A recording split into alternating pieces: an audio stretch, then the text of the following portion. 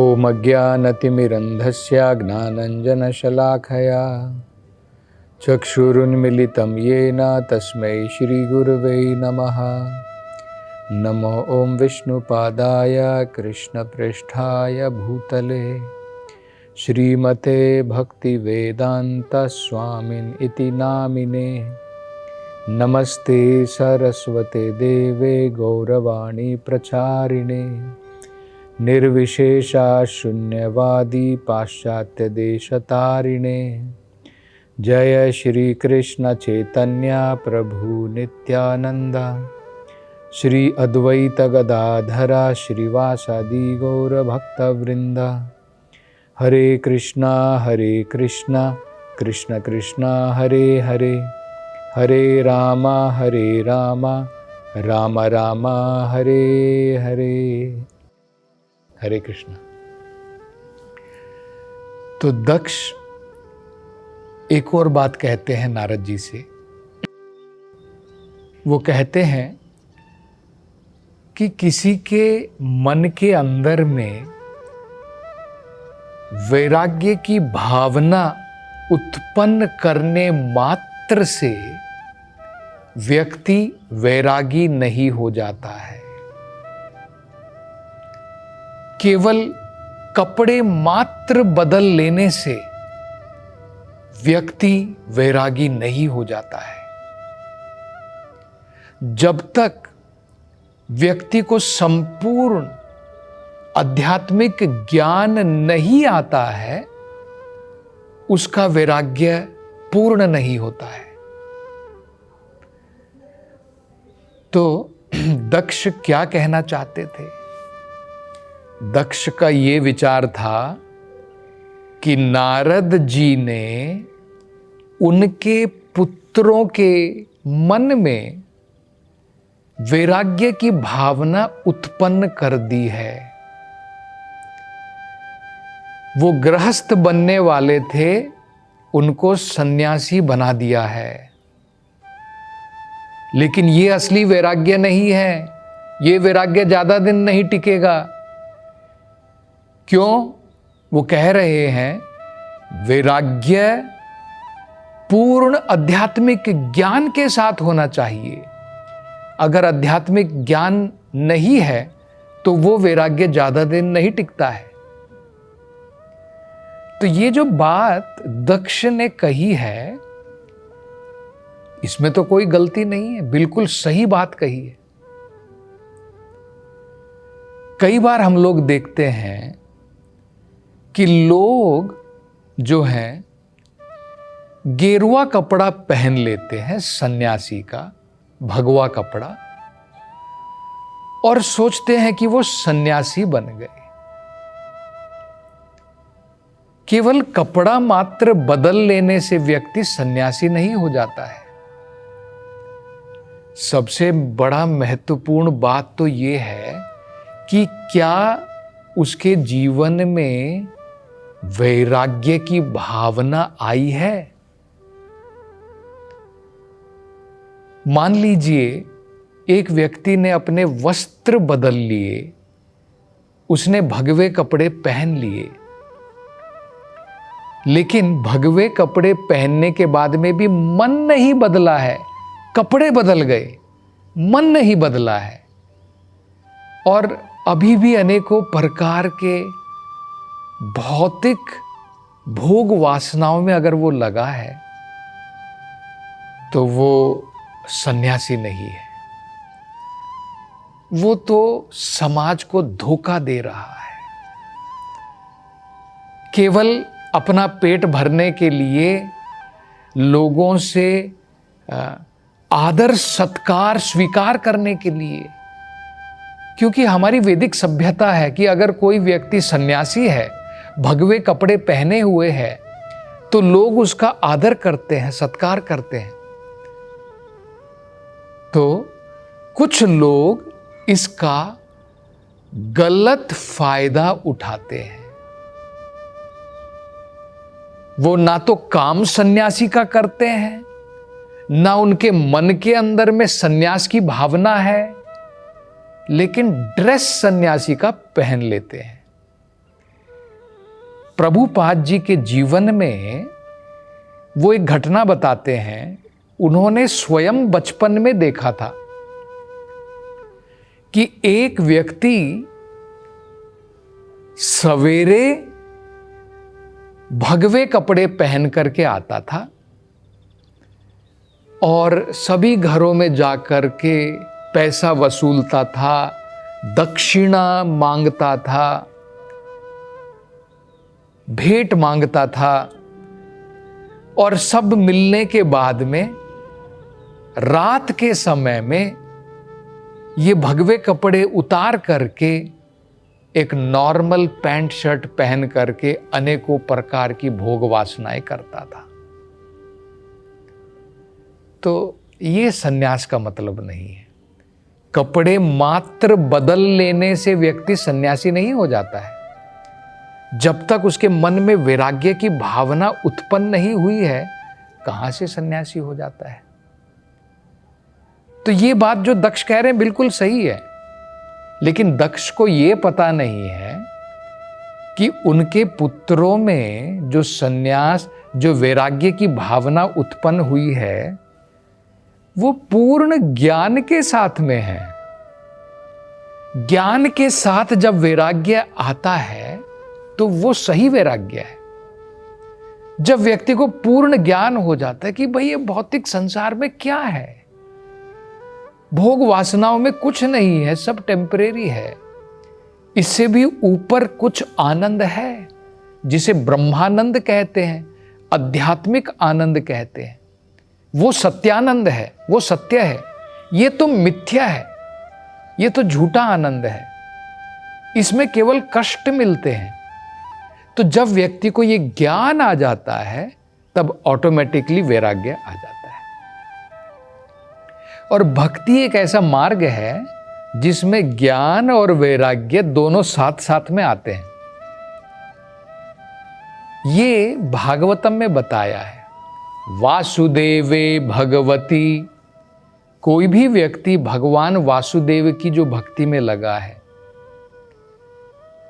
वासुदेवे भगवती भक्ति योगः प्रयोजितः, जो व्यक्ति भक्ति योग कर रहा है, भक्ति योग प्रयोजितः, जनयति आशु वैराग्यम ज्ञानम च यद हेतुकम, जो भगवान वासुदेव की भक्ति में लगा हुआ है, जनयति, जनयति मतलब जागृत होगी। क्या जागृत होगी? जनयति आशु वैराग्यम, आशु का मतलब है बहुत जल्दी, देरी नहीं लगेगी, बहुत जल्दी उसके मन में वैराग्य की भावना उत्पन्न होगी। ज्ञानम च यद हेतुकम, और अहेतुक आध्यात्मिक ज्ञान की भी प्राप्ति होगी। तो जो भक्ति में लगा है उसमें ज्ञान भी है, वैराग्य भी है। ये दक्ष को पता नहीं था, इसलिए नारद जी के ऊपर आरोप लगा रहे हैं कि तुमने बहला करके, फुसला करके मेरे जो संतान थी, मेरे जो बेटे थे, उनके अंदर में तुमने जो है ये त्याग की भावना, वैराग्य की भावना उत्पन्न कर दी, और ये ज़्यादा समय तक नहीं टिकेगी क्योंकि ज्ञान होना चाहिए। तो उनको पता नहीं था कि भाई ज्ञान भी है। नारद जी के ज्ञान देने के बाद में ही तो वैराग्य आया, अपने आप थोड़ी वैराग्य आ गया उनके मन के अंदर में। तो ये उनको पता नहीं है दक्ष को। आगे दक्ष नारद जी से कहते हैं, हे नारद, जब तक व्यक्ति, वो कह रहे हैं कि इसमें कोई संदेह नहीं है कि भौतिक सुखों के पीछे जो भाग रहा है वो अंत में दुख भोगेगा। जो भी व्यक्ति भौतिक सुखों में लगा है, अंत में उसे पता चलेगा कि भाई ये सुख नहीं है, ये तो दुख है। लेकिन वो कह रहे हैं जब तक भोगेगा नहीं तब तक नहीं पता लगेगा। तो पहले भोगना चाहिए। अगर कोई दूसरा आकर के उसको ये कह दे, अरे अरे ये भौतिक सुखों को क्यों भोग रहे हो, त्याग दो इसको, आध्यात्मिक रास्ते की तरफ जाओ। तो दक्ष का क्या कहना है, उसके मन में ये जब तक अनुभव नहीं कर लेगा तब तक ये व्यक्ति जो है, इसके मन में सही प्रकार का वैराग्य नहीं आ सकता है। क्योंकि जब तक एक्सपीरियंस नहीं किया है कि भाई ये भौतिक सुख तो दुख है, एक्सपीरियंस करना है। गृहस्थ जीवन में जाना था मेरे पुत्रों को, और जब वो भोगते, अनुभव करते कि भाई हम तो संसार में सुखी नहीं रह सकते हैं, तब जो उनके मन में त्याग की भावना आती वो पक्की होती। ये जो केवल बहला करके, फुसला करके तुमने बता दिया, अरे ये भौतिक संसार में क्या करोगे भोग करके, त्याग दो, तो कह रहे हैं कि वो त्याग की भावना जो है वो ज्यादा दिन नहीं टिकेगी। उनके अनुसार ये कहना है। तो असल में देखा जाए तो मतलब उनका देखिए क्या कहना है, एक उदाहरण दिया जाता है।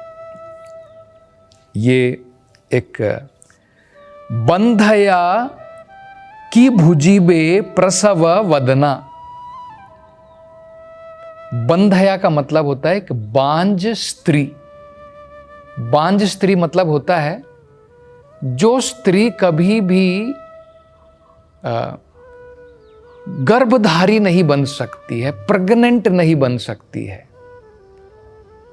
तो बंधया बांझ स्त्री जो है, की भुजीबे प्रसव वदना, वो क्या समझ सकती है एक प्रेग्नेंट औरत का दुख, वो क्या समझेगी? करेक्ट है ना? देखिए जो औरत कभी गर्भवती नहीं बन सकती है, प्रेग्नेंट नहीं बन सकती है, वो तो कभी गर्भवती स्त्री का दुख नहीं समझ पाएगी। कितनी पीड़ा होती है जन्म देने के समय में। जो औरत जो है गर्भवती नहीं बनी है उसे क्या पता है।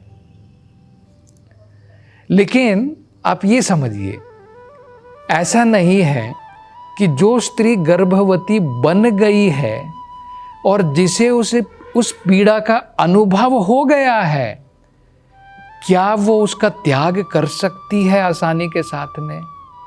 कि अगली बार वो कहती है, जरूर कहती है कि बस हो गया, अब मैं संकल्प लेती हूं कि अगली बार गर्भवती नहीं बनूंगी, क्योंकि इतनी पीड़ा है। लेकिन फिर भी हम देखते हैं कि ऐसा तो नहीं होता है, क्योंकि उसके बाद में जो सुख हमें बच्चों में, संतान में मिलता है, ये पीड़ा चली जाती है। अरे ठीक है, भोग लिया मैंने कुछ समय के लिए, वो दुख भोग लिया, 9 महीने तक गर्भवती रह करके, और बच्चे को जन्म देने के समय में जो दुख आया था उससे बढ़ करके सुख मिला है ना। ये समझ करके स्त्री जो है इस दुख को भूल जाती है और दोबारा गर्भवती होती है। इसी प्रकार से है ये भौतिक संसार का सुख भी है। ऐसा सोचना कि नहीं नहीं, मैं पहले सांसारिक सुखों को भोगूंगा, भोग करके जब मुझे पता लग जाएगा कि भाई इसमें कुछ सुख नहीं है, सब नीरस है, टेस्टलेस है, कुछ सुख नहीं है इसके अंदर में, तब इसका मैं त्याग कर दूंगा, वो त्याग असली होगा। लोग ऐसा सोचते हैं, ऐसा नहीं है। माया का संसार इस प्रकार का है कि बिना ज्ञान के, बिना आध्यात्मिक ज्ञान के व्यक्ति केवल अनुभव मात्र के द्वारा, अनुभव मात्र के द्वारा, अनुभव है अच्छी बात है, अनुभव होने के बाद में ज्ञान भी महत्वपूर्ण है, आध्यात्मिक ज्ञान, तब व्यक्ति इन आसक्तियों का त्याग कर सकता है।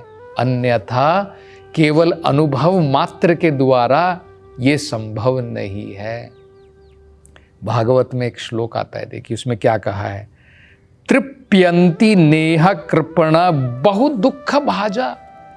हर एक व्यक्ति भौतिक सुख में, जब भौतिक सुख के पीछे भागता है, अनेकों प्रकार प्रकार के कष्ट भोगता है, अनेकों प्रकार के कष्ट भोगता है। अब जैसे आप देख लीजिए, व्यक्ति धन दौलत कमाने के लिए कितना परिश्रम करता है, कितने पापड़ बेलता है, कितने कष्ट भोगता है, लेकिन क्या उसको अकल आती है? अकल फिर भी नहीं आती है। जब देखता है कि मेरे बैंक में बैलेंस बढ़ रहा है, सारे दुखों को भूल जाता है और फिर अनेकों प्रकार के कष्ट उठाता है। तो केवल अनुभव के द्वारा संभव नहीं। तो यही तो कहा है, तृप्यंती नेहा कृपणा बहु दुख भाजः। मतलब कभी संतुष्टि नहीं मिलने वाले। तृप्यंती नेहा, ऐसा नहीं है कि अब मेरे पास में भौतिक सुख बहुत हो गए हैं, बस काफी, अब मैं ज्यादा मेहनत नहीं करूंगा। नहीं होगा, दुख भोगते रहेगा, बहु दुख भाजा, लेकिन फिर भी इस मटेरियल हैप्पीनेस के पीछे, भौतिक सुखों के पीछे भागता रहेगा। अनुभव के द्वारा मात्र नहीं छोड़ने वाला है। कैसे छोड़ सकता है? बड़ा महत्वपूर्ण कारण है, महान भक्तों का संग।